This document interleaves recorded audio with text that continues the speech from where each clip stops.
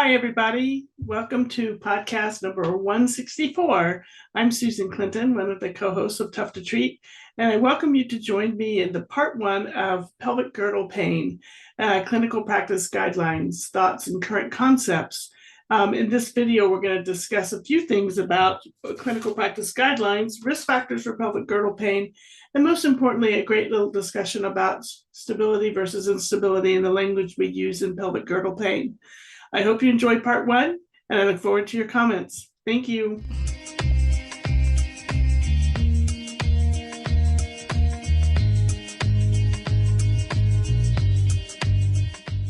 The guidelines are there for everybody. Guidelines are important in all aspects of medicine. Every division of medicine has clinical practice guidelines, from physicians to surgeons to obstetricians to PAs to PTs to OTs, to every division that you can think of in medicine have guidelines of practice. And so these are attempts to help not only define what we're doing as a physical therapist, but to also be able to have other practitioners take a look at it and see, how physical therapy is defining their clinical practice and what's happening through there. So we have multiple clinical practice guidelines in the field of physical therapy in the neurological section and the Academy of Orthopedics. And in pediatrics, there's many of them out there. Oncology is writing a number of them themselves as well. But it spans the gamut from back pain, heel pain, hip pain, knee pain to, this one, which is the pelvic girdle pain. And then the future one for postpartum, and then persistent pelvic pain as we move forward, which is going to be a lot more, it's going to have a different bend on it because it's going to have other diagnoses that you don't consider in pregnancy as much. As far as this clinical practice guideline is concerned, pelvic girdle pain is a pain that appears to have a mechanism. I don't want to say mechanism. How about a pattern? A pattern of mechanical influence. So you should be able to get it to settle down. You should be able to flare it up by doing certain movements or changes. Does it mean that it's a mechanical driver, though? Don't get me wrong on that. I don't want anybody going out there and quoting me that it means it's a biomechanical driver. I think we're moving past that now with the advance of the literature in the last 15 years. But it definitely has mechanical aspects to it because it can be settled down or it can be stirred up with movements. It's not something that occurs all the time, no matter what the movement is. And it's pain that, originates anywhere below the belly button and above the knees, the side, the whole thing. The pelvic girdle itself is defined at, from L5 to just at the gluteal crease.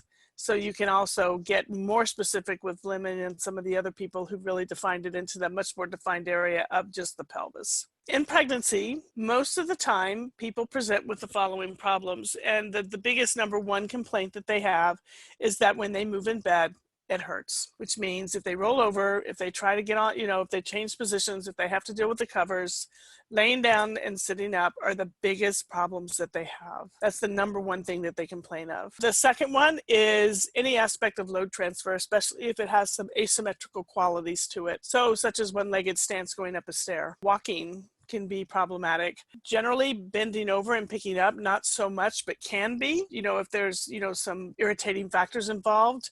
Lifting, carrying can be a problem, and getting in and out of the car, and getting up and down from a chair. Those are the ones that people complain of the most. And this is all in the guideline, but in there it talks about a prevalence of number for low back pain and chronic and pelvic pain in this population. And generally the pelvic girdle pain piece of it is, out of all the people who may have low back pain or pelvic pain, 25% of those people have, the definition of pelvic girdle pain. So you're talking about maybe anywhere from, I think, 35 to 70% of people could have low back pain. I know the literature's all over the place. And so you're talking about 25% of them are the ones that will present with primarily pelvic girdle pain. So a good number of people. So risk factors are going to be how many babies you've had. It increases with multiparity. It increases with changes in BMI. It increases with other factors that have been present before. If you've had urinary incontinence or pelvic floor muscle dysfunction before, that can be a risk factor for pelvic girdle pain in pregnancy. So if you're incontinent before you get pregnant, you might have an increased risk factor for having some issues there. But we don't know why. We just know these are correlates. There's, of course, smoking and all of the other things that are just no bueno for people are all risk factors. But one of the biggest ones out there is dissatisfaction with your job. But we know it's not a mechanical driver. We can't say that it's a mechanical driver because if it was, everybody would have it. So yeah, as you kind of move forward, if they've had pain before, that can drive, their experience can be amplified again in a subsequent pregnancy. And that kind of goes along with the fear avoidance belief that something's wrong. And if I continue to have this pain, that I'm going to do harm to myself. So this is always the interesting question. And it's one that is hotly debated because people are kind of mirrored down in their conformational biases and in their traditionals. And so where we've come from is thinking, and this is true of the spine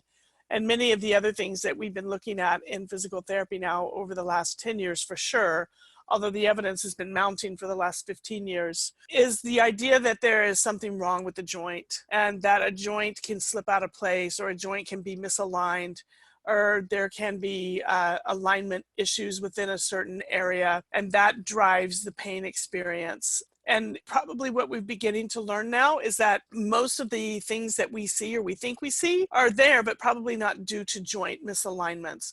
When we mobilize or manipulate, we don't really push a joint back into place. We create a neurological reset of the brainstem. And so the patterning changes and people move better and they feel better. It's just like hitting the reset button on your computer. And so we have to and nothing changes that fast. If it was a true joint issue, you would not get movement or mobility that fast. If there was a real collagen issue, like a real capsular pattern from people who have had true articular injuries, you can mobilize and manipulate that till the cows come home and it's not going to change that fast. If you get a sudden fast change and alignment looks different, that is nothing more than a muscle coordination thing that is being held by a patterning problem in the brainstem, probably in response to the pain. And so where we used to be was we thought that there were upslips and downslips and anterior rotations on one side and posterior rotations on the other side. But as we've come to look at and know the literature and the evidence better, we know that anomaly, especially in the pelvis, is the key. Sacrums have multiple anomalies. You can palpate multiple anomalies on iliac crests and things like that. So palpation piece is not as revealing as we thought. Movement's important, but how much does that sacroiliac joint really move?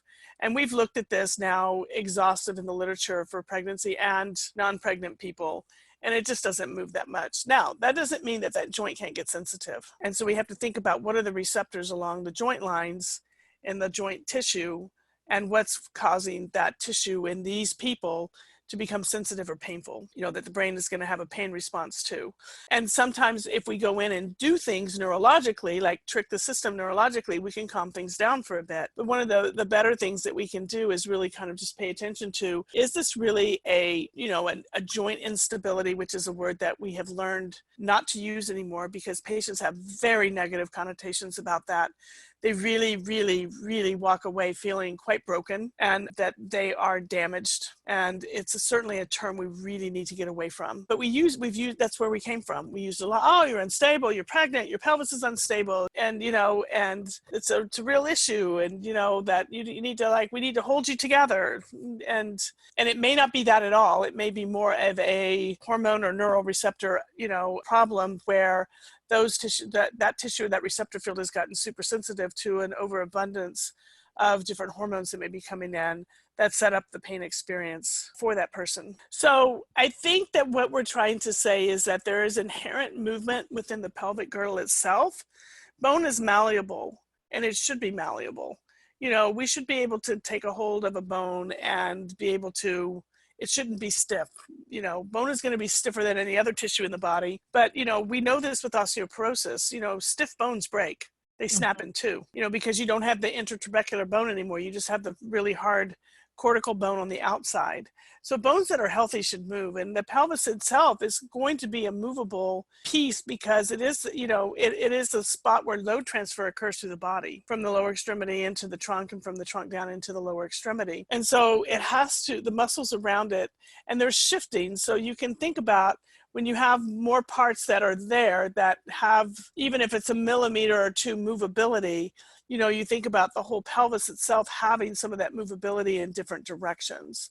And so the joints are big, they're very large, but they don't move like I think we used to think they did, when we looked at that. And so one of the things that, I think is important to remember is that all of your tips and tricks, maybe muscle energy, if that's what you're using or whatever you're doing, my thing is that if you really want to have fun, and you think you're correcting a posterior glide or an anterior glide or whatever, do it on the other side and watch them get better. You know, I had to challenge myself to do that because it was like, okay, well, technically this is the way it should work. Is this muscle pulls here and this one does this? Did it on the other side. I did it when they were, you know, I couldn't remember if they were backwards or forwards. And guess what? They all got better. So there's something to getting the neurological system on board and working with it, because what you're doing is you're interrupting a pattern of movement or a pattern of holding, you know, or a patterning that may be happening from, you know, the midbrain and the brainstem. And so in response to pain, the brain is going to create a pattern. It's going to get muscles to over-recruit. It's going to get muscles to under-recruit. It's just going to happen that way. And when we go in and we do some of these things, or we get a person to do a full squat, or we get them to move a few times in a certain way, we get them to respect the pain and maybe not move into the pain and move a different way 3 or 4 times, and all of a sudden they can move the other way again. I mean, we can do this for, you know, there's probably 100 ways we can get this done without ever putting our hands on them, or we can do it with our hands, you know, hold, relax, contract, relax, you know, assisted, you know, muscle work, you know, counter strain, counter strain. All of those affect the nervous system.